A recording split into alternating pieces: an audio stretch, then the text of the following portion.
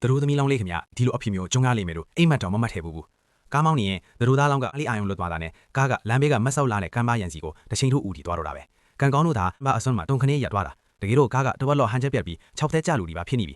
သူတို့သားပဲထိတ်လန့်တကြားနဲ့သူခါဘတ်သူဖြုတ်ပြီးအပြင်ကိုအတင်းထွက်တယ်ပြီးတော့ချစ်သူကိုကဲဖို့ကြိုးစားပြီးမဲ့ကန်ဆိုးကျင်တော့မိန်းကလေးခါဘတ်တာကြံဖြစ်ပြီးဖြုတ်လို့မရတော့ဘူးတကားကလည်းပိတ်မိနေတာကားကဟန်ချက်ပြတ်ပြီးအောက်ကိုစောင်းသွားချိန်ပေတရားကျော်မြင့်နဲ့ကန်ပါပေါ်ကနေပြုတ်ကျသွားပြီးကျဲလောင်းနဲ့ပေါက်ကွဲတန်ကြီးနဲ့သူမီးဟုံးဟုံးတောက်သွားပါတော့တယ်အဲ့ဒီညမှာပဲအဘွားကိုတယောက်ကကင်ပါအောက်မှာပြင်းထန်တဲ့ဒဏ်ရာလေးနဲ့လဲနေတဲ့အမျိုးသမီးလေးကိုတွေ့ပြီးကဲတင်ခဲ့တယ်တစ်ဖက်မှာလည်းအမျိုးသားဖြစ်သူကလူရင်အားနဲ့လာရှာပေမဲ့အလောင်းတော်မတွေ့ရတော့ဘူးဒါပေမဲ့သူကတော့ချစ်သူမသေးသေးဘူးလို့တစ်ချစ်ချယုံကြည်နေပြီးသတင်းပေးနိုင်ရင်ဆုလာပြည့်ကြည့်ပေးမယ်လို့ကြေညာလိုက်တယ်သတင်းကကောင်မလေးရဲ့အမွာညီမကိုမွေးစားထားတဲ့ရက်စစ်တဲ့မိဘတွေစီရောက်သွားတာတယ်သူတို့ကစုငွေကိုအပ်တက်ပြီးအမွာညီမဖြစ်သူကိုအမဖြစ်သူနေရာမှာအယောင်ဆောင်ခိုင်းမှုအကြံစီကြတယ်အမဖြစ်သူအကောက်ဝေမှာပန်းရောင်လှချမ်းပုံမှဲ့ပါတာကိုသိနေတော့ညီမဖြစ်သူကိုအတင်းချုပ်ပြီးမိဘူးတိုက်တန်ပူနဲ့အမသားလှုပ်လိုက်ကြတယ်